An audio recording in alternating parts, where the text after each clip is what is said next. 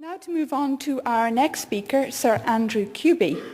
Andrew is a specialist in corporate law and is a consultant and has been chairman and senior partner of Fife Ireland. He's been engaged in education issues throughout his professional career and has a very long and distinguished set of achievements. He's been chairman of governors of George Watson's College, chairman of the Court of Napier University, and the chairman of the Committee of University Chairmen for all UK universities. So really strong understanding and background in higher education. He was convener of the Independent Committee of Inquiry into Student Finance in Scotland, and many of you will know his name through that work, the Cubie Committee, which brought about the abolition of tuition fees in Scotland. He's a former chairman of the Confederation of British Industry in Scotland, and he is currently chair of the Scottish Credit and Qualifications Framework. He chairs the Joint Negotiating Committee of the University Superannuation Scheme, very important job, Andrew, and is director of the Leadership Foundation for Higher Education. And he acts as a consultant to higher education institutions and organisations around the world. So we're absolutely delighted, Andrew, that you've agreed to talk to us this morning. And moving on from kind of the higher education specific to institutions, Phil having set the scene, we've asked Andrew to speak about graduates for the 21st century, where students go, the employer's perspective.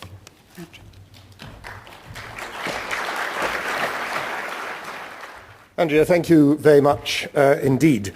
I was very pleased to be invited to make a contribution to your conference this morning at its beginning.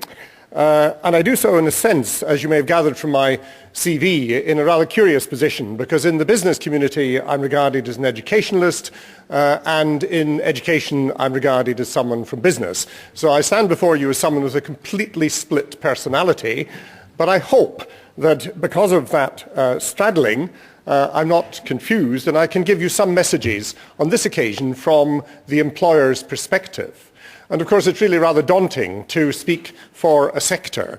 I can't imagine any of you would find it easy to speak for higher education, feeling that you could give a proper account of the diversity of the sector. So let me try to talk to you a little bit about some of the employer issues currently.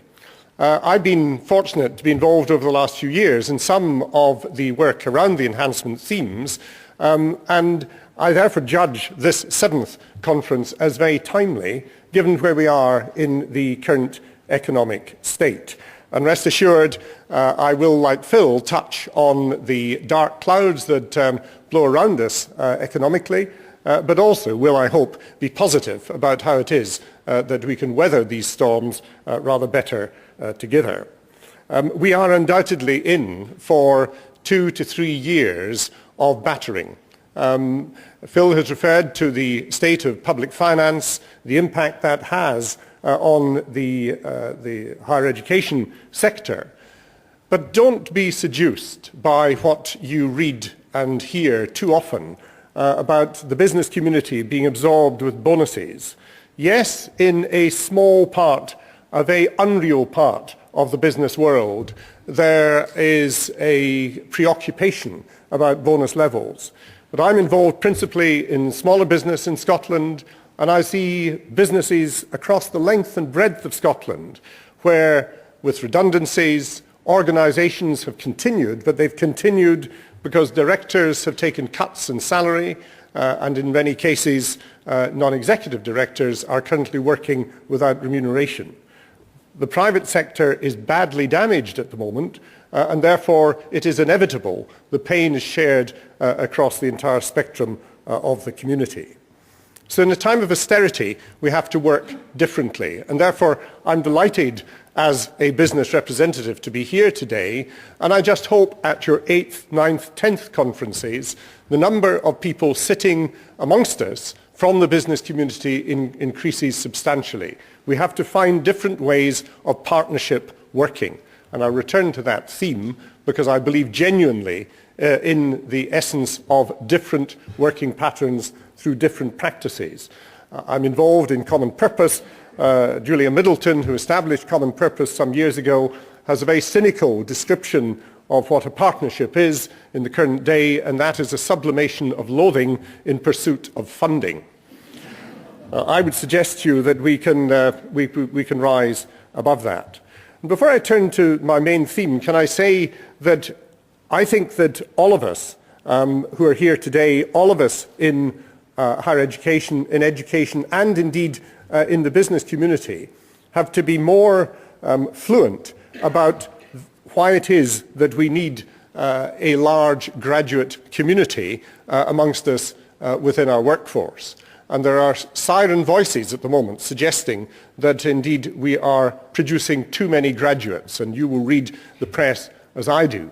There are some fundamental issues around our economy in that statement, but for those who suggest that in an information age to become a knowledge age, that we do not seek to grow individuals to the maximum of their capacity, to the benefit of their families, to society and to the economy, if that is not a sound proposition, then I do not know what justification there is for that, because we must ensure that we have the highest level of skills.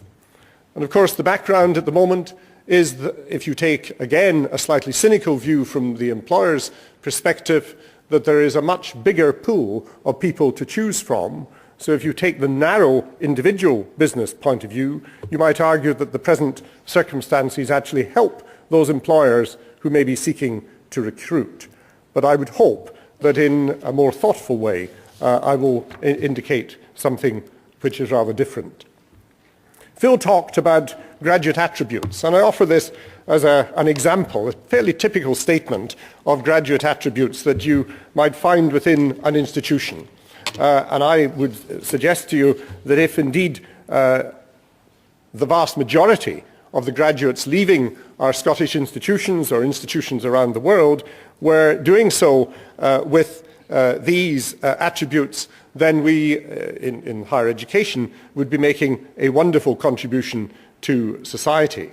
I don't offer it as a universal proposition, but I do think that if these attributes you regard as important, or you will have your own distillation of them, then shout about them. Don't be coy. Make sure that society understands the contribution that higher education is making to individuals, and through those individuals to wider society.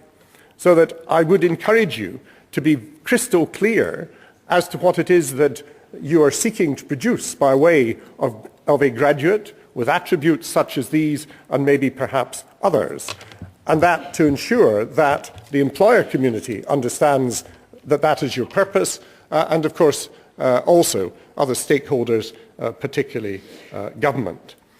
Because it is absolutely clear to me that if we do not enable people to emerge from our institutions with as much of these attributes as possible, then we will be the poorer. Andrea mentioned that I was the chair of CBI in Scotland in the 1990s. When I was, the debate was probably as strident as it is today about the need for an enlarged graduate community. We'd come through, in that dreadful word, the massification of higher education, and the debate was as vigorous then as now as to the numbers of graduates the economy really required. What, therefore, were the skills that the employer community looked for? And there was a very good series of publications at that time by CBI under the general rubric of skills passports. And I would commend that work to you. But if I were to distill much research and assessment, the one word that employers invariably said they wanted from employees, and particularly from graduates, was attitude.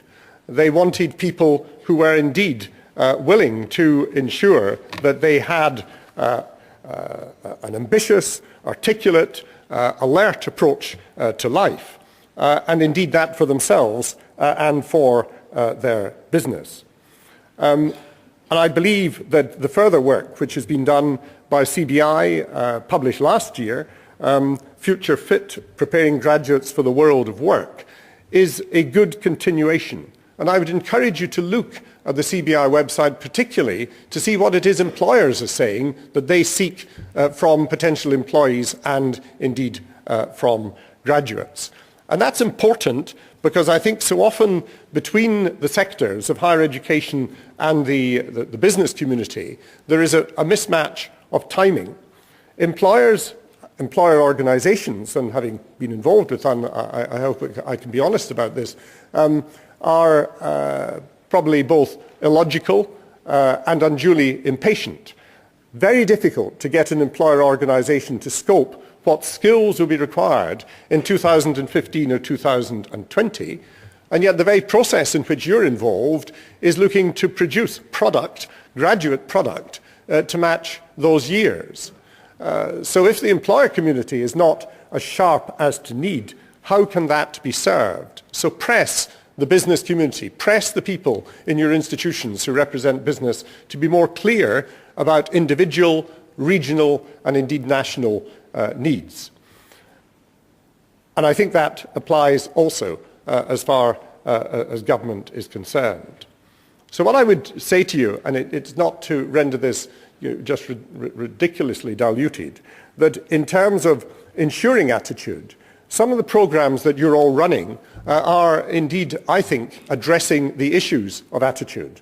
Because I was involved with Edinburgh Napier University, I was delighted to be there when a particular program was developed, and I know there are colleagues from that institution here today, that was, I thought, a particularly good one, involving business and indeed the institution around the Confident Graduate program and proposition, ensuring graduates had workplace experience, gained from it, and again, the institution being demanding of the employer that the experience that was going to be gained by the undergraduate in any form of workplace activity was a good one, because very often employers are indeed rather lazy about how it is that they might engage. So there's a real opportunity, I think, to be strong in those relationships.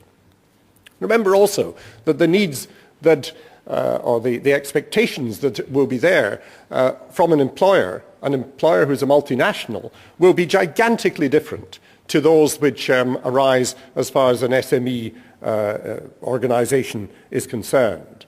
And because of time, I shan't develop some of the themes other than to say perhaps three things. One, I believe that employers think that they understand the sector well. They can grade product from different faculties, different institutions quite well.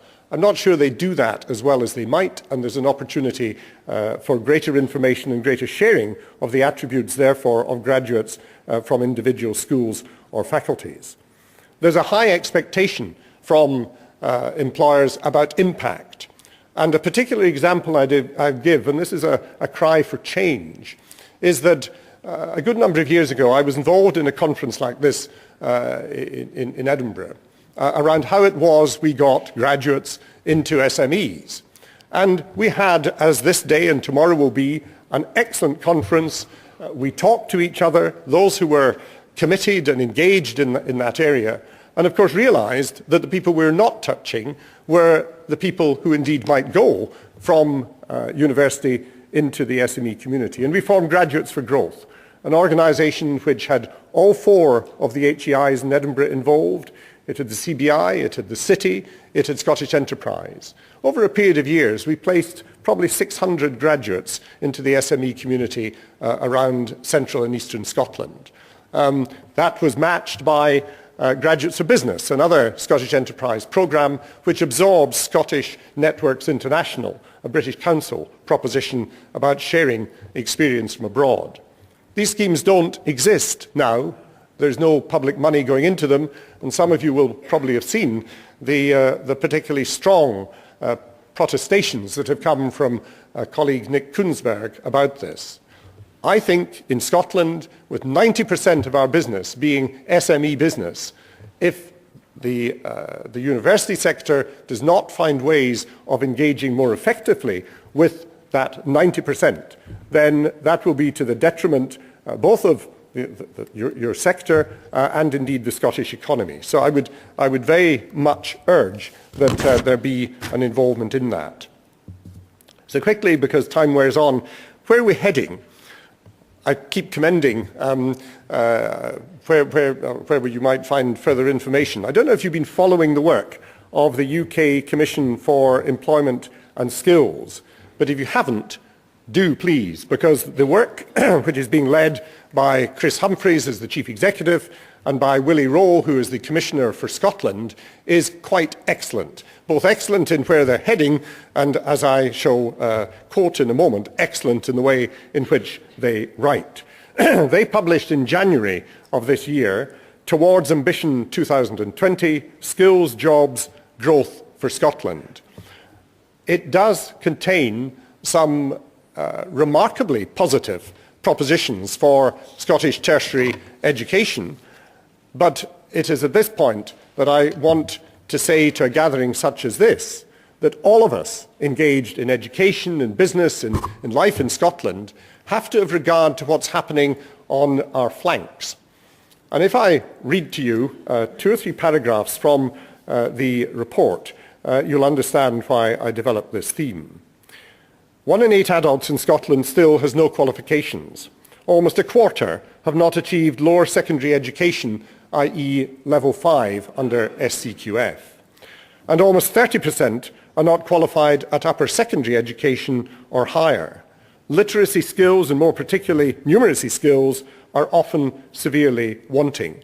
It's not just recently that we've become aware of that. About 18% of our fellow citizens are functionally illiterate and innumerate. And that, in an information age, about to become a knowledge age, I can look at you, white-haired as I am, and say, I think that is a scar on my generation, that we have not indeed been able to address that issue better. I return to the Skills Commission. Poor levels of intermediate level skills, craft, technician and associate professional skills have been a challenge for Scotland for many decades and have been too often led to the loss of high-end science and technology-based businesses to other nations where intermediate skills are better matched to the supply of graduates and postgraduates. Again, going back to the 1990s, we were well aware of that France and Germany had a very much better base of intermediate skill levels. And it was lamented then, but not a great deal has happened in our own country. And then I'll read this, if I may, fairly quickly. Disturbingly, the good progress Scotland has made over the last 15 years in increasing the proportion of people who have completed university or higher level further education has not been accompanied by an associated increase in the number of high-skilled jobs. Although this could imply a degree of overskilling and overqualification, our research suggests that the principal problem lies in the fact that too few UK employers are innovating or pursuing high skills, high growth strategies, and consequently, we're failing to effectively utilise the skills we are creating. That's an incredible indictment of the business sector, and one which only partnership and indeed creativity will fix. If recent trends continue at their existing rates, then by 2020, our projections suggest that Scotland could actually attain 3rd place in the world for higher level skills. 3rd place for higher level skills, but will decline to the equivalent of 27th place amongst the 30 OECD nations for intermediate skill and not reach the top 20 nations for low skills. The rate of improvement in too many other OECD nations will continue to outpace our own. Incremental improvements will simply not be enough. If we keep on doing what we've always been doing, we'll keep on getting what we've always got. We can and must do better. And there are various prescriptions suggested as the way forward in that. One is employer demand, and let me end on this by saying, relative to other industrial nations, Scotland has too few businesses in high skill, high value added industries, too few high performance workplaces, and is creating too few high skilled jobs. Comparative to our ambition, we don't have enough employer demand for skills, and employers do not utilise the available skills effectively to capture potential productivity and competitiveness gains. That is an indictment, because after all, my final homily is that we wrestle with what I would describe as the Scottish conundrum. We have, at regional level in the UK, a higher level of qualification at every level proportionate to other regions of our same size, and not once in the last 30 years has Scottish gross domestic product got above the UK average. And yet this in a society when actually politicians, educationalists and business people talk constantly about upskilling. There's something wrong there, which I think we've an opportunity of addressing, and addressing undoubtedly in a way that is productive in that partnership. I found it very interesting that Richard Lambert, the very impressive Director General of the CBI, and I meet him in contexts where there are numbers of Vice-Chancellors around, is often the one who is pleading for curiosity research. Don't, coming back to Phil's point, don't believe that the business community is closed to the impact of curiosity research as opposed to, if I might describe it, driven research. But what that combination must mean is that the business community is indeed challenged to make use, to create opportunities for those with skill who emerge with creative thinking. We are moving into a much more flexible world so far as the links between higher education and the business community are concerned. And that's very much around the mantra that the future will not be like the past. And if it is, we will fail. So we have, I think, an obligation to think differently about how we go about our business. You'll forgive me because I chair the partnership of the Scottish Credit and Qualification Framework, an undersung, underused resource. Please help folk like me trying to have employers understand the value of that framework in terms of the articulation, the development of people, the way in which you can take learning from one experience to another and gain value and credit for it. It's an important proposition for Scotland at the moment. And if I may, since we come here together around the theme of graduates, one of the constant challenges that certainly Aileen Ponton, as the Chief Executive of SCQF, raises is around advertisements which say the business is seeking a graduate or equivalent. When you go to the business and say, what do you mean or equivalent? They sort of shake their heads rather wearily. They don't understand the proposition. Referencing to SCQF might be a helpful way of sorting that out. And finally, I say alumni and not for cash. There's a huge opportunity for CPD and other personal development programs in the business community to be driven by the higher education and college sectors, learning delivered at desks as far as those in work are concerned. Therefore, do not, in the university sector, and I know there are no fundraisers here, but don't just regard the alumni community as a means of legacies or future funding. There is a huge resource there to the benefit of individuals and, again, society. Look then to the prospect of 2020, the prediction that Scotland could have 53.8% of its workforce trained to tertiary level of skills.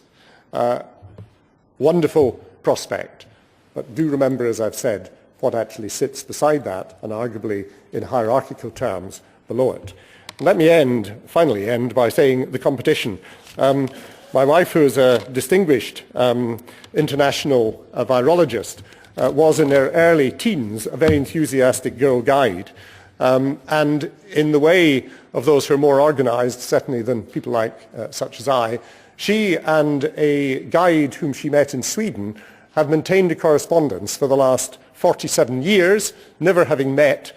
We met them last night for dinner, accompanied by their 22-year-old daughter, who is an engineering student, an undergraduate. She speaks 5 languages. And when I asked her what she was currently reading, she said Kafka in German. I would like to think that our education system in Scotland is producing lots of people like Victoria. Thank you.